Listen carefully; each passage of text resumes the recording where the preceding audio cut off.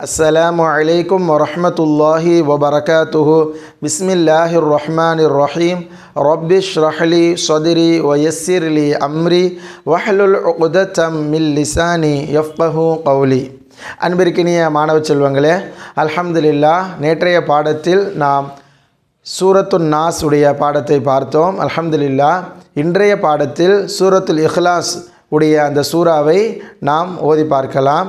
இன்ஷா அல்லாஹ் அடுத்த வகுப்புகளில் மத்துடைய பாடத்தையும் பார்த்து நிறைவு செய்து விடலாம் இன்ஷா அல்லாஹ். பிஸ்மில்லாஹிர் ரஹ்மானிர் ரஹீம். முதல் ஆயத்து குல். மாணவர்கள் சூறாவை பார்த்தவுடன் பெரிதாக இருக்கிறது, எவ்வாறு ஓதப் போகிறோம் என்று திகைப்படைய வேண்டாம். நாம் ஒவ்வொரு வார்த்தைகளாக படித்தால் எளிதாக இருக்கும். குல் ஹு வ இல்.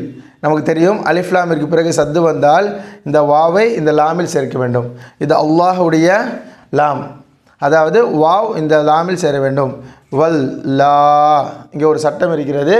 இந்த அல்லாஹுடைய லாமை சற்று நாம் வாய் முழுவதும் ஓத வேண்டும், அதாவது வல்லினமாக ஓத வேண்டும். ஹு வல்லாஹு, ஹு வல்லாஹு. குல் ஹு வல்லாஹு, குல் ஹு வல்லாஹு. அஹதுன், அஹதுன். ஒரு ஆயத்தை நாம் அல்ஹம்துலில்லாஹ் எளிதாக ஓதிவிட்டோம். குல் ஹு வல்லாஹு, ஹு வல்லாஹு. அஹதுன், அஹதுன் என்று இருக்கிறது. ஆனால் வக்ஃபுடைய பாடத்தில் நாம் சுக்கூன் வைத்து நிறுத்த வேண்டும். எனவே அஹத். குல் ஹுவல்லாஹு அஹத். அல்ஹம்துலில்லாஹ். அடுத்த ஆயத்து இல் அல்லாஹ். அதே போல் இதையும் வல்லினமாக ஓத வேண்டும்.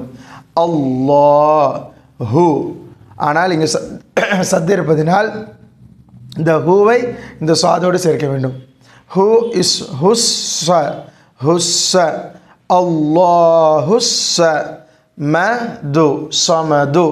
வக்ஃபுடைய பாடத்தினால் சமத். அல்லாஹுஸ் சமத். மீண்டும் ஒரு முறை. குல் ஹுவல்லாஹு அஹத், அல்லாஹுஸ் சமத்.